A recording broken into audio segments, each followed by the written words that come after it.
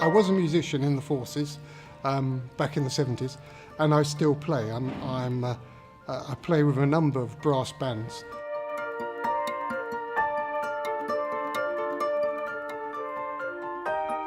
Now I'm having trouble with sometimes reading the music and getting things in the right place, and I've lost my alphabet and my numbers, and so I don't know when they say, right, go from letter J, I'm searching the page to find a letter J, but the people that sit on either side of me, they're there to sort of point their finger going, oh, we're going from there, Chris, or we're taking it from here. So they're very supportive, and I find generally that I tell people quite early and up front that I do have dementia, and then majority of people are then very supportive to help you out. I've always been a biker, always. Around the time of the diagnosis, I had an accident and the bike was written off. It wasn't related to, but it just happened to coincide. So once I realised that I wasn't going to die or become a mindless body, I started to rebuild it.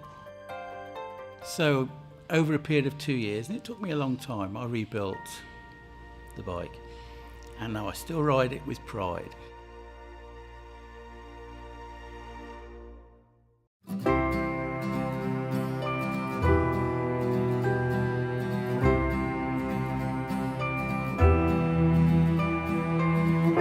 When I was first diagnosed, I had no support. I get my support now from a day centre that's run in Flintshire.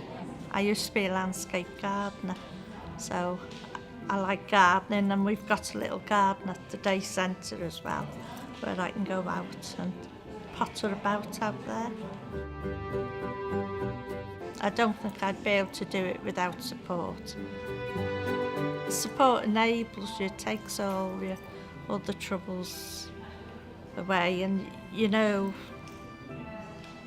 the things are getting sorted out for, you know, there's people watching, sort of, that you're making sure you're okay and nothing's worrying you, so then you can carry on just enjoying your life, really. The support that I get is informal from other people with dementia who I meet at these sort of conferences and events, and from communicating with people on Twitter, sharing ideas, blogs, Facebook. It's not that people are helping me to do things physically. It's just I know it's there. I know people are thinking the same. I know Young Dementia is doing stuff. I'm very fortunate. I get a lot of support, some of which I've had to go out and devise myself, because there was nothing where I lived, no support groups for young onset dementia. My biggest support is my dog, and she comes with me. I love camping, and she comes with me and gives me the confidence. Before my diagnosis, I would just throw everything in the car, take off, find a field. But obviously I have to be a bit more sensible these days. So she gives me the support I need to go out there, put up my tent and just be in the outdoors.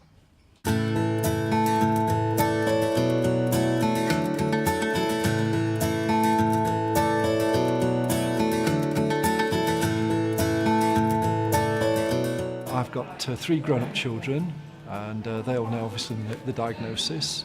The diagnosis really is given to both my wife and myself, and I guess we both require support, but we also support each other. So I care for my wife and she cares for me. Living on my own, it could be a very lonely experience having dementia, and having other people that I know are going through exactly the same type of situation as myself is very comforting, because it just takes away that isolation. Talking is the best remedy for not bottling all your anxieties and fears up inside yourself, And I'd say to everybody, talk about how you're feeling, talk to your family or friends about how you're feeling, because if you don't talk, no one knows how to support you. I'm a very independent person who's always avoided support and support groups. But I'm also someone who's always thrived on a challenge. Before being diagnosed with dementia, I was thinking. It took a long time to not knowing. Thankfully, I decided to give all support on offer a try. Had to be worth trying. And now, for me, with appropriate support, I am very grateful to be able to take up new challenges and opportunities, which for me are just simply life-giving.